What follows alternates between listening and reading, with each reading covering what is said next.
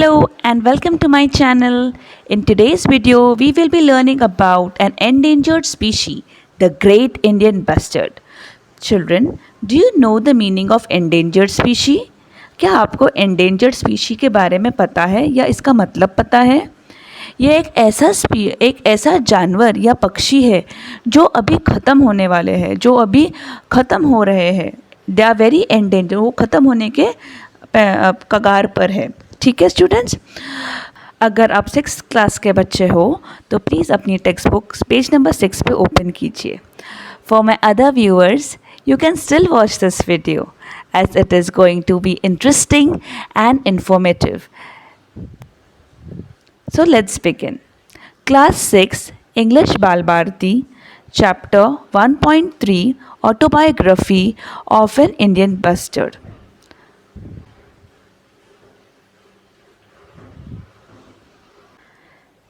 Before we start, students, do you all know the meaning of autobiography?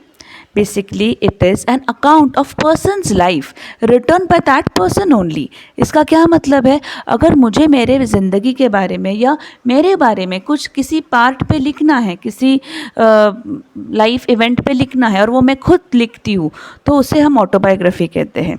और एक और चीज़ होती है जिसे हम बायोग्राफी कहते हैं.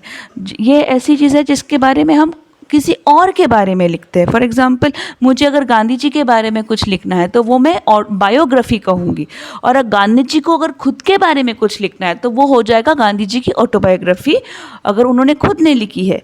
और अगर मुझे उनके बारे में लिखना है तो वो हो जाएगा बायोग्राफी. तो हमारे स्टूडेंट्स, हमारे चैप्टर का नाम क्या है? Autobiography of a great Indian bustard. इसका मतलब है कि जो ये है ग्रेट इंडियन बस्टर्ड, उन्होंने अपनी ये पूरी कहानी अपने आप ही हमें बताई है. ठीक है स्टूडेंट्स, आई होप आपको ऑटोबायोग्राफी और बायोग्राफी ये दोनों का डिफरेंस समझ आ गया होगा. और अब हम हमारा चैप्टर स्टार्ट करने के लिए बिल्कुल ही रेडी है. So let's start. मैं आपको दोनों ही लैंग्वेजेस में एक्सप्लेन करने वाली हूँ, English and Hindi both. So we will read and will try to understand the lesson. So students, let's start and read the lesson and understand it. Which is the heaviest flying bird in India? Well, friends, it's me, the Great Indian Bustard. I feel proud to be known as the Great Indian Bustard. I have more than 30 names in various Indian languages. So students, इसका क्या मतलब है कि Great Indian Bustard जो है वो एक बहुत ही heavy bird है, और इसको हम इंडियन लैंग्वेजेस में बहुत सारे नाम से जानते हैं. जैसे मराठी में मालडोकिया करके इसे बोलते हैं. आपको स्क्रीन पे राइट नाउ एक बर्ड दिख रहा है, राइट? वही है हमारा great Indian bustard. Now we will describe the great Indian bustard. We are going to see वो कैसे दिखता है और वगैरह वगैरह सारी चीज़ें. आपको स्क्रीन पे राइट नाउ 2 बर्ड्स दिख रहे हैं. जो लेफ्ट हैंड साइड पर है वो मेल ग्रेट इंडियन बस्टर्ड है, और जो राइट हैंड साइड पर है वो फीमेल ग्रेट इंडियन बस्टर्ड है. इनमें क्या डिफरेंस है वगैरह वगैरह इस पूरे इस पैराग्राफ में एक्सप्लेन है. So let's read and understand. I can weight up to 18 kilos and can stand up to 4 feet in height, reaching your shoulders or even higher. So आप समझ सकते हैं ये बहुत हैवी और थोड़ा सा tall bird है. I have got a long white neck, brown wings, yellow legs and a black cap on my head. You can see, अगर आप अभी राइट नाउ इमेज में भी देखोगे तो उसके एक वाइट ब्यूटीफुल नेक है, येलो लेग्स है, उनके ब्राउन विंग्स है, और उनके सर पे, उनके हेड पर एक ब्लैक कलर के फेदर्स है जो वो कैप जैसे बोल रहे हैं. Okay, my wife that is Mrs Bustard is smaller and slimmer than I am, and her neck is not white. But I have heard humans say that we both look very impressive. So अगर आप compare करोगे both of the birds को, so इनका जो main जो neck area है, तो जो मेल ग्रेट इंडियन बस्टर्ड है उनका जो नेक है वो वाइट कलर का है, whereas the female great Indian bustard है उनकी जो नेक है वो वाइट नहीं, थोड़ी ऐसी ग्रेइश है, और इनका जो साइज़ होता है फीमेल्स का थोड़ा सा छोटा है. Okay, I hope you are understanding the lesson. So let's move further. I live on grasslands and deserts along with my friends, including chinkara, blackbird, and lark. I eat everything, including lizards, snake, small fruits, berries, and all sorts of insects. That's a very healthy habit. But grasshoppers and beetles are my favorite food item. So वो क्या कहते हैं कि हम कहाँ रहते हैं, grassland और डेजर्ट्स में। और जो आपको स्क्रीन पे एनिमल्स दिख रहे हैं, तो ये है चिनकारा, ब्लैक बग और लार्क, इन्हीं के साथ ये डेजर्ट में रहते हैं। ये ऑलमोस्ट सारे snakes, lizards, small fruits, berries खाते हैं, बट इनके सबसे फेवरेट है grasshopper and beetles. When it starts raining, we all gather at our favorite grasslands. There are no people to disturb us. I perform a wonderful dance by gulping up air in the special feathery pouch attached below my neck. This pouch helps me to produce a resonating sound similar to the one produced by cow. Hmm. I dance in joy with puffed out feathers and cocked up tail and drop down wings. It helps me to impress my soulmate. So my children, यहाँ पर वो describe कर रहा है कि वो किस तरह से डांस करता है। अगर आप अभी इस वीडियो में देखो तो आपको वो एक बिल्कुल ही समझ में आएगा कि कैसे वो एक फेदरी पाउच में हवा भर के यहाँ से वहाँ घूम रहा है और वो डांस कर रहा है। और ये डांस करते वक्त वो एक एकदम रेजोनेटिंग साउंड, रेजोनेटिंग मीन्स बहुत ही क्लियर साउंड, एक ऐसे प्रोड्यूस करता है। और ये वो डांस क्यों करता है? अपने सोलमेट को इम्प्रेस करने। जैसे हम मूवीज़ में देखते हैं कैसे हीरो हीरोइन को इम्प्रेस करने के लिए डांस वगैरह करते हैं, वैसे ये बर्ड्स भी कुछ कम नहीं है, ये भी उन्हीं पर गए। आप वीडियो में बिल्कुल ही देख सकते हो कि वो कैसे डांस कर रहे हैं।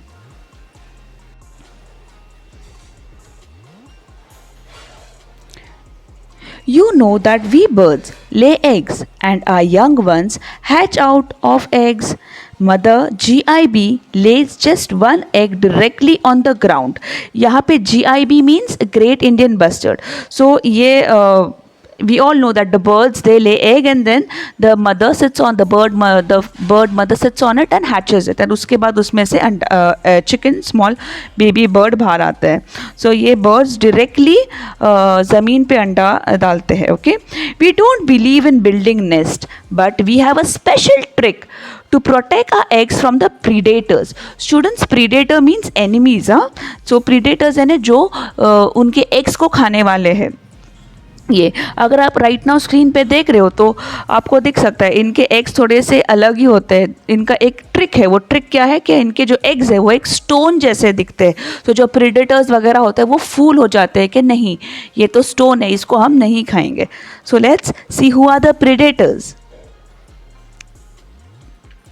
The eggs look like a stone. The eggs look like a stone. Monitor lizards, fox, dogs, pigs, snakes, and eagles are enemies of my egg and chicks, but my wife protects the eggs from all of them. By time the young one hatches out of the egg, rain arrives. Rain arrives यानी जब तक के वो hatching period ख़त्म होकर चिक बाहर आ जाता है, रेनी सीजन स्टार्ट हो जाता है। और जब रेनी सीजन स्टार्ट होता है स्टूडेंट्स, आपको पता है कि सब इधर इंसेक्ट्स ही इंसेक्ट्स होते हैं। सो इन लोगों की तो एकदम पार्टी है।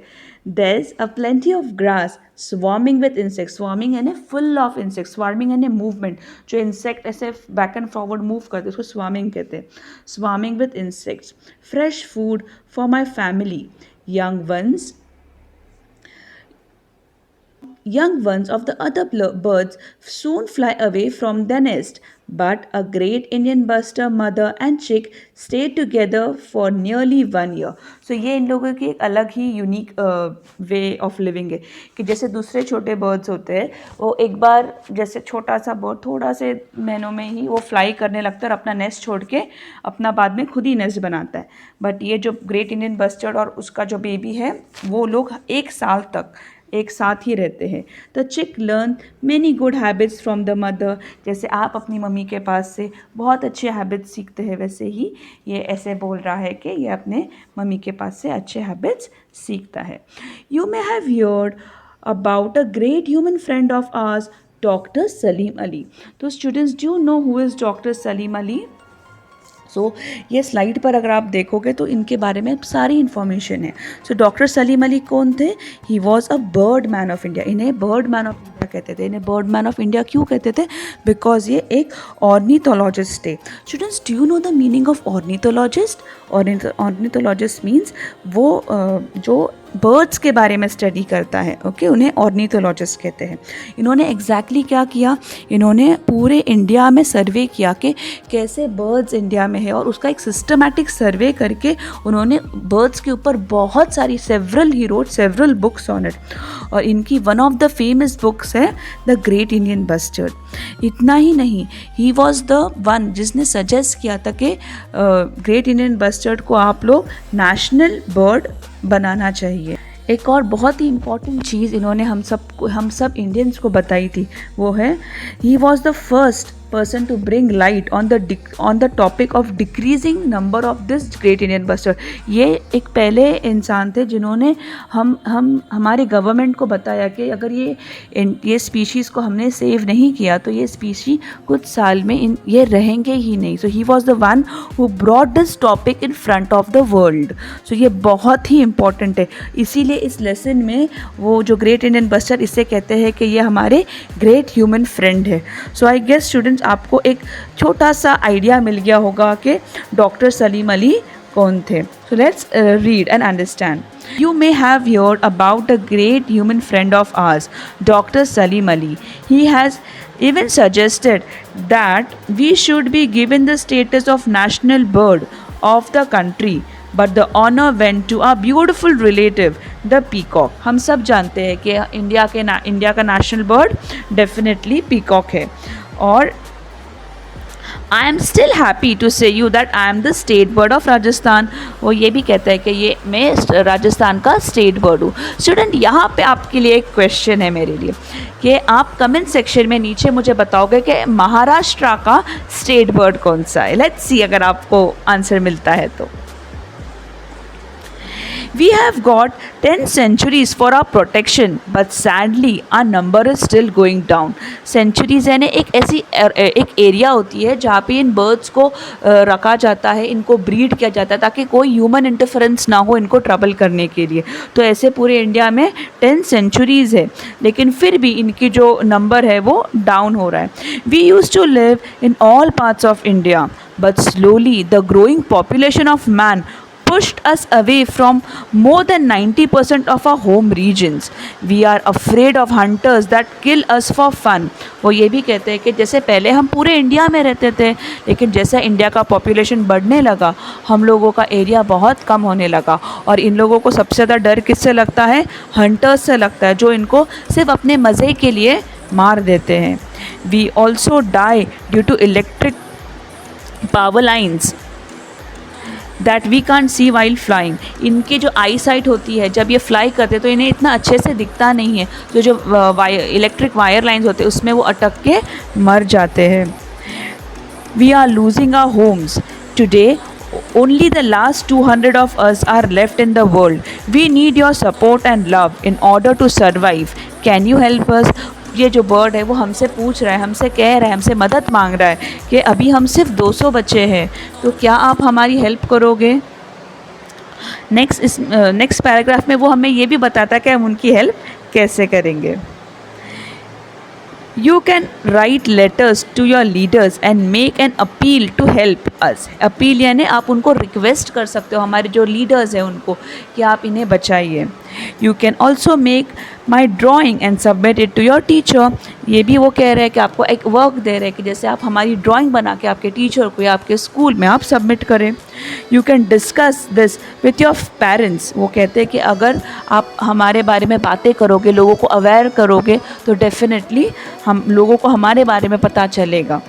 You can come to see us at the sanctuary because now you will not see us in any other place. जैसे हमको नॉर्मली पिजन्स या क्रोसा भी इधर दिखते हैं, लेकिन ये जो मालडोक है, जो ये ग्रेट इंडियन बस्टर्ड अब ये हमको नॉर्मल एरियाज़ में नहीं मिलेंगे, ये सिर्फ हमें सेंचुरीज़ में मिलेंगे।